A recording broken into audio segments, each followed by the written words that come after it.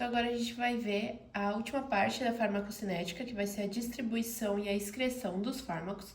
A gente vai usar como base os princípios da farmacologia, capítulo 3. Então, para começar, ele começa falando que o fármaco, para ele satisfazer a exigência mínima para ter uma efetividade clínica, ele precisa atravessar as barreiras fisiológicas. Então, a barreira que ele precisa atravessar vai ser as barreiras do próprio organismo. Então, o remédio que precisa agir no sistema nervoso central precisa ultrapassar a barreira hematocefálica.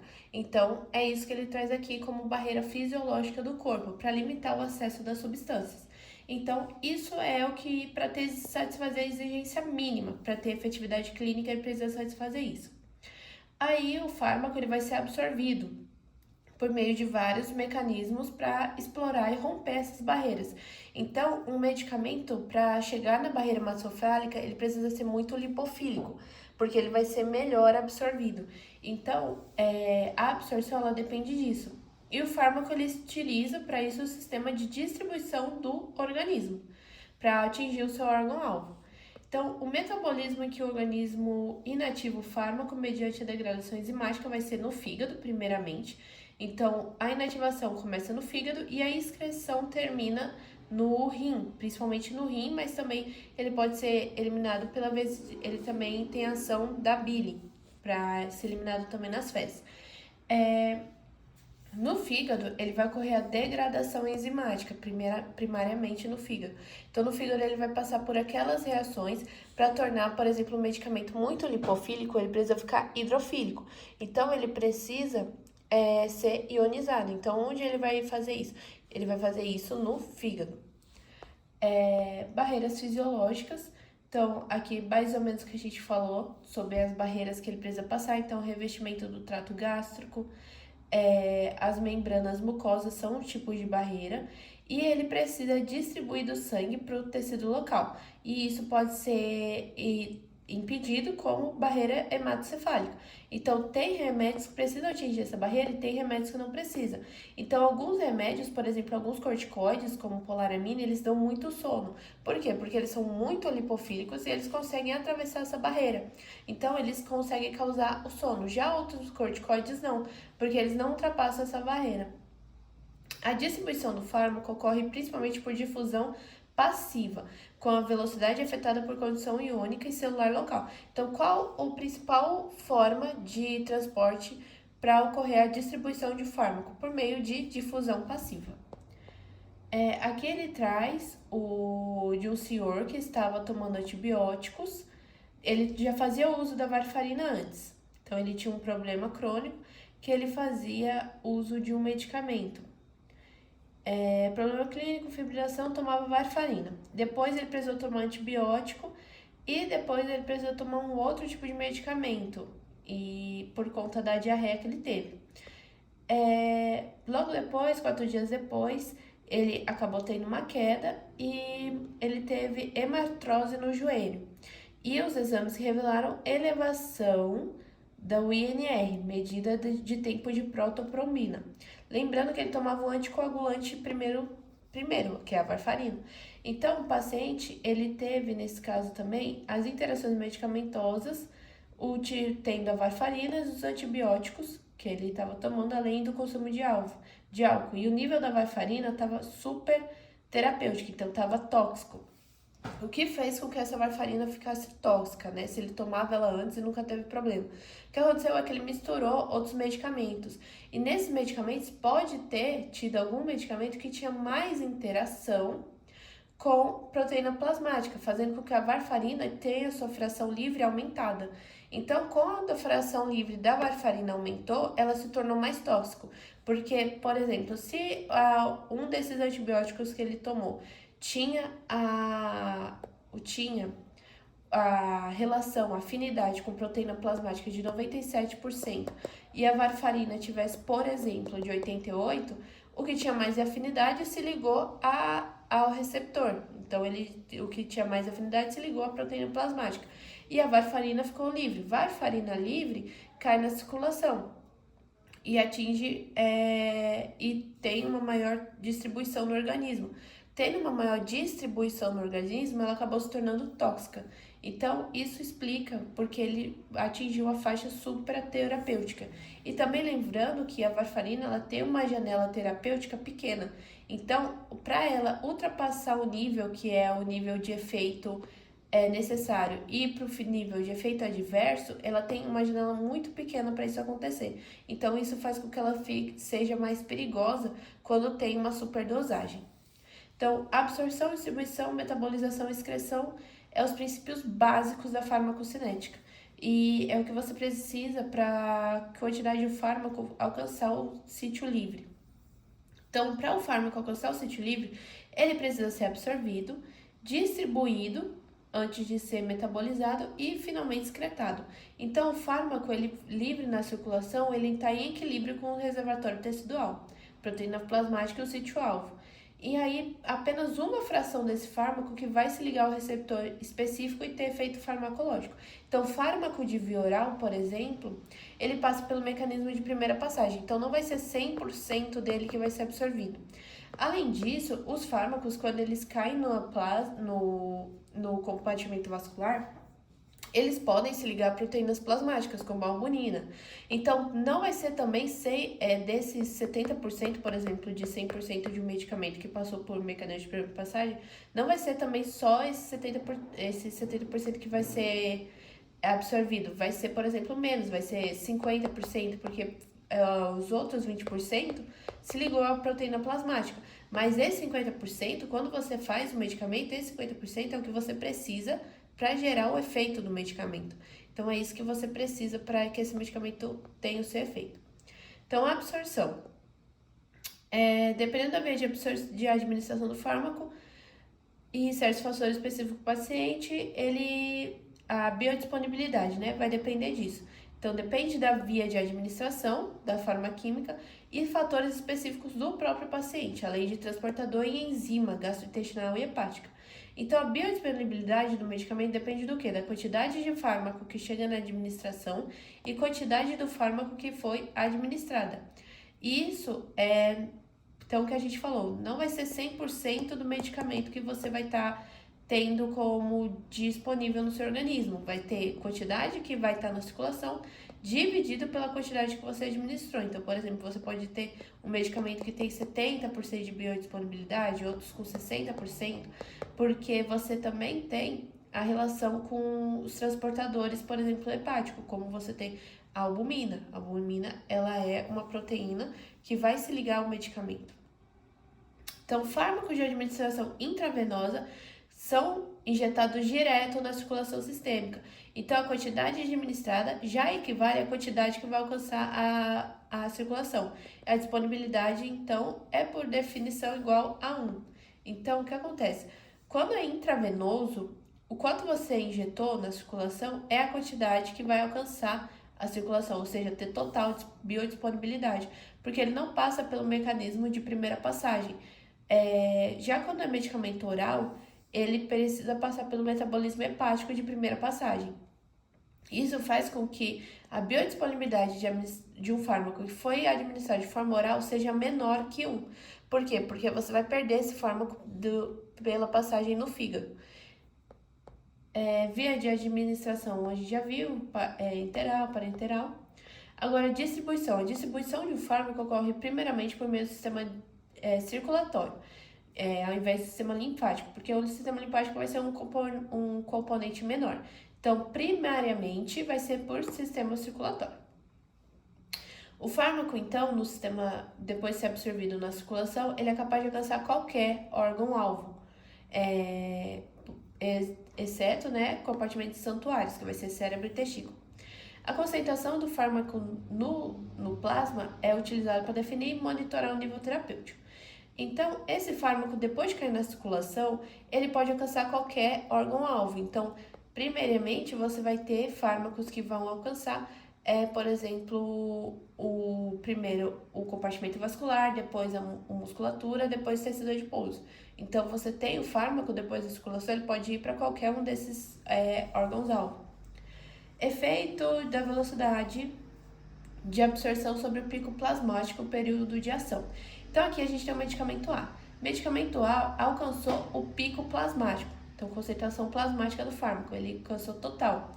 Só que ele foi absorvido mais rápido que os outros, então ele foi rapidamente absorvido.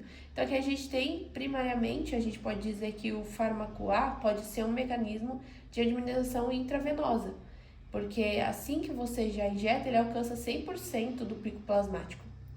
Já o B, ele vai ter uma absorção mais lenta, ele não vai ser tão quanto o A, mas também não vai ser menos, não vai ser tão pequeno o seu pico.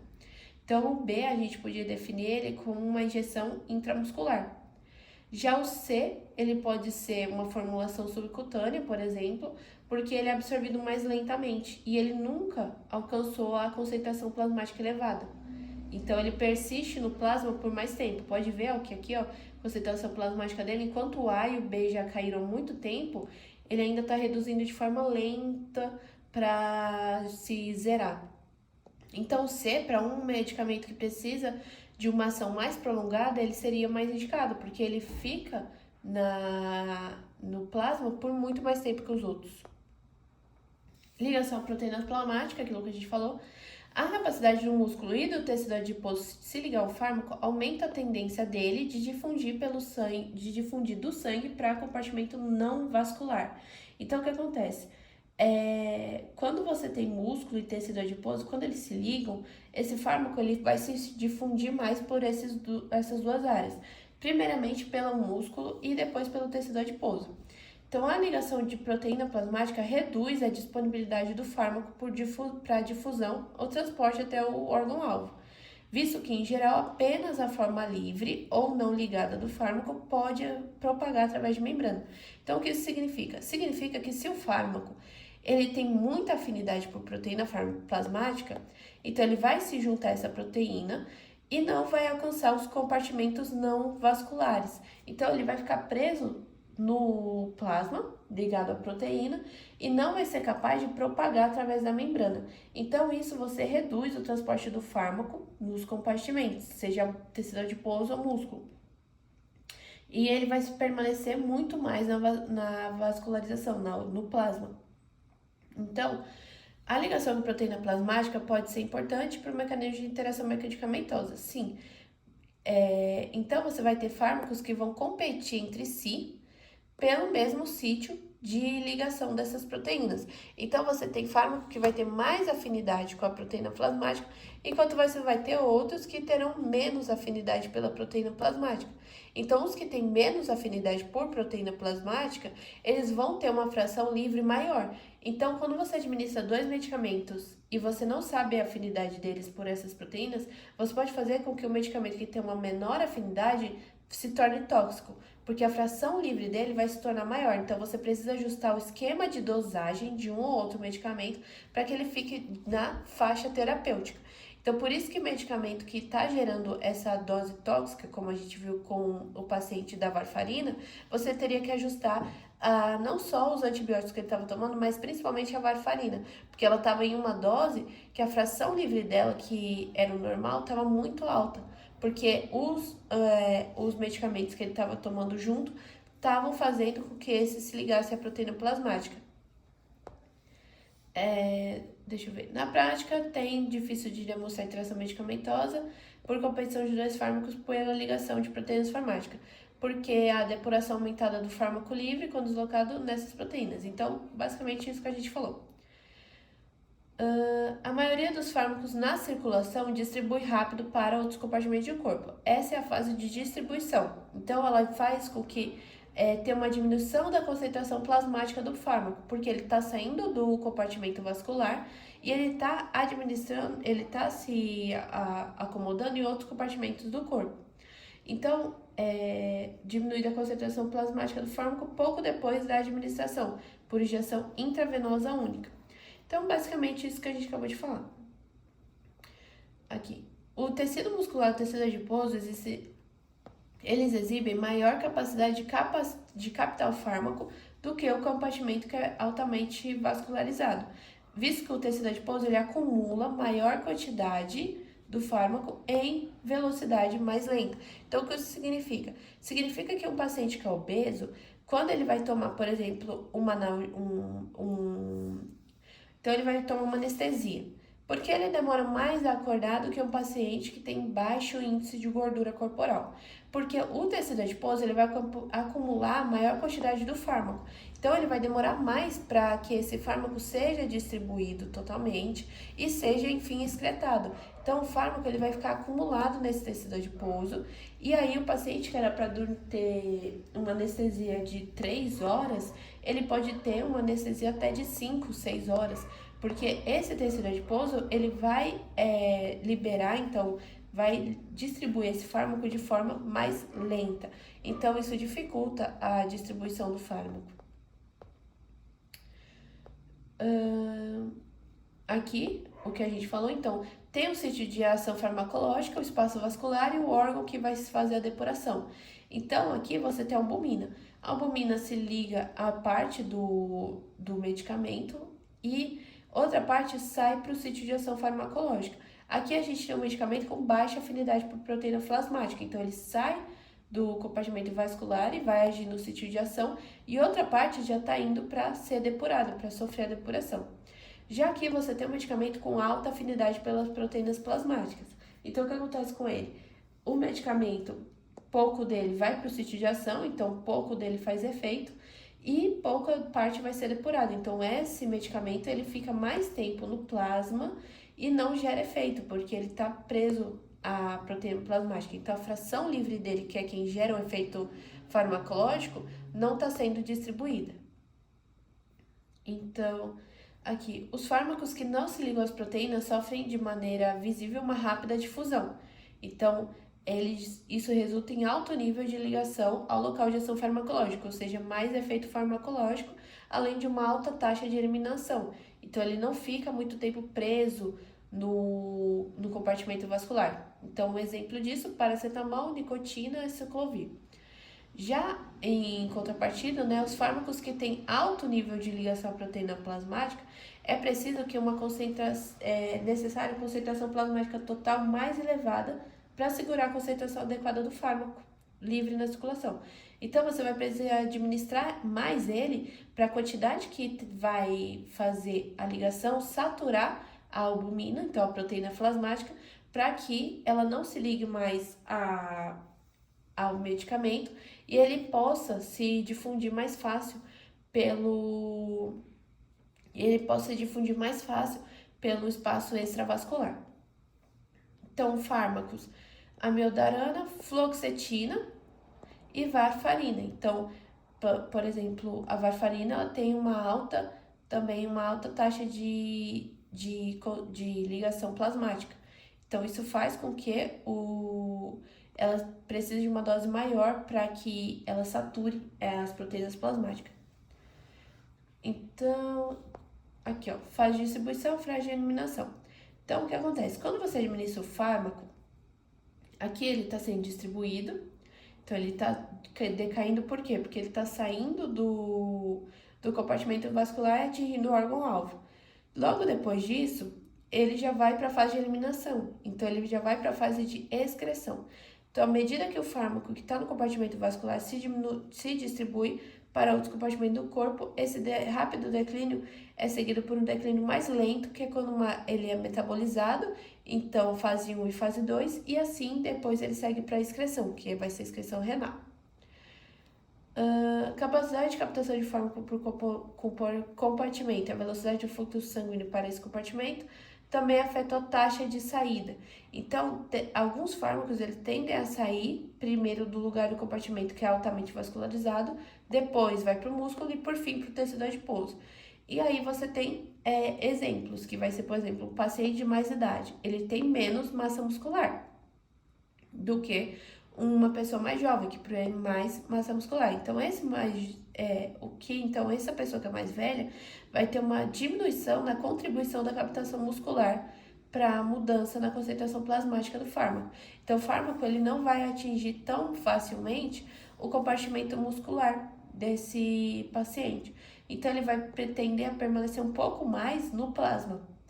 Já o efeito oposto vai ser em um atleta que tem mais massa muscular. Então, ele tem mais fluxo sanguíneo E também isso ajuda para fazer a distribuição desse fármaco. Então, o fármaco, quando ele tem mais massa muscular e fluxo sanguíneo maior, isso faz com que a distribuição dele seja maior. Então, ele não fica muito tempo retido no plasma. E o terceiro vai ser o paciente obeso. Por quê? O paciente obeso vai ter mais captação do fármaco no tecido adiposo. Então, quanto mais fármaco fica retido no tecido adiposo, mais lenta é a sua excreção. Então, por exemplo, como a gente falou da anestesia. Então, a anestesia, por exemplo, ela dura mais tempo. Fármacos muito hidrofóbicos pode penetrar de imediato na célula, então principalmente nos hepatócitos. E o fígado, ele metaboliza preferencialmente os hidrofóbicos. Entretanto, tem também transportadores de carreadores humanos ligado soluto, que é o CLS, que possibilita a entrada de alguns fármacos hidrofílicos nos hepatócitos. A enzima hepática vai ter propriedade de modificar uma gama de moléculas de fármaco, tornando ele inativo ou facilitando sua eliminação. Então, o que ele quis dizer aqui? Então, um medicamento que é muito hidrofóbico, ele penetra de imediato os hepatócitos, para que nos hepatócitos ele passe por reação de fase 1 e fase 2, para que ele passe por essas reações que vão fazer com que ele sofra biotransformação. Então, ele vai passar pela reação de oxidação e redução, que vai ser pelas proteínas CP400, e reação de conjugação e hidrólise, que vai fazer com que esse medicamento ele se torne mais polar, então ele vai se tornar mais ionizado, fazendo com que ele seja excretado nos rins, porque nos rins você pensa que o medicamento ele esteja na forma de ele esteja mais hidrofílico, fazendo com que ele seja facilmente excretado. Então, aqui, ó, reação de oxidação. Algum fármaco ele pode ser administrado na forma inativa, que são profármacos, e alterado metabolicamente para a forma ativa na reação de oxidação barra redução no fígado. E também essa estratégia pode facilitar a biodisponibilidade oral para diminuir a toxicidade e prolongar a meia-vida desse fármaco. Então, aqui é o modelo de distribuição, sangue, como ele é distribuído no sangue, compartimental vascular. No músculo, ó, a taxa do músculo, como ele é maior, então concentração de fármaco no músculo. E nas gorduras, ela demora mais, ó, ela fica mais tempo. Então, isso que a gente acabou de falar. Conjugação vai ser para inativar, então aumenta a solubilidade e excreção na urina. Então, geralmente você adiciona qual grupo? Principalmente o gluconorato, gliconorato. Por quê? Porque quando você adiciona ele, você facilita com que ele passe por interação que torne ele mais hidrofílico e facilite com que ele seja excretado. E aqui você também usa o complemento de enzimas do P450, que vai determinar a taxa e extensão que esse indivíduo pode metabolizar agentes terapêuticos. Agora vamos para a excreção. A reação de fase 1 e fase 2 vai aumentar a afinidade aquosa do fármaco hidrofóbico e seu metabólito, facilitando para ele ser excretado por uma via comum final, com fármacos intrinsecamente hidrofílicos. E aí o que acontece aqui? Na excreção renal, você vai ter o fármaco livre entrando no filtrado, secreção ativa do fármaco no túbulo proximal e no distal, indo para o coletor, você vai ter reabsorção passiva de fármaco que não foi ionizado, ou seja, eles ainda estão na forma lipossolúveis. Então, eles foram concentrados no interior do lúmen em concentração maior do que no espaço perivascular. Então, o que acontece? Aqui, o fármaco que não conseguiu ser ionizado e ainda está na forma lipossolúvel, ele volta para passar pelo mecanismo de fase. Já na urina, o fármaco que está totalmente ionizado, insolúvel em lipídios. E aí ele vai ser excretado. Então, o fármaco ele pode ser filtrado no glomérulo, secretado no túbulo e reabsorvido a partir do lúmen, transportado de volta no sangue e, por fim, excretado na urina. O líquido tubular renal é ácido no túbulo proximal e, além dele, o que tende a favorecer o sequestro da forma iônica de base fraca. Então, aquilo que a gente viu de ionização. Então, o que acontece? Você, por exemplo, quando a pessoa ela tem... Aqui tá falando, aqui, ó.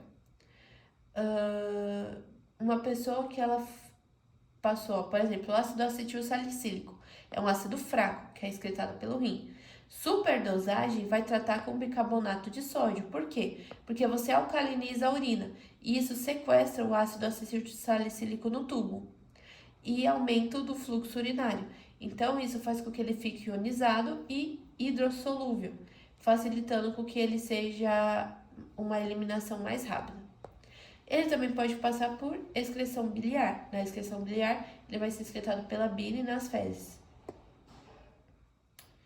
Tempo de meia-vida é o tempo durante a concentração do plasma vai diminuir a metade do seu valor original. Então aqui é uma conta bem maiorzinha, mas o que a gente precisa saber é que ele decai pela metade à medida que o tempo passa.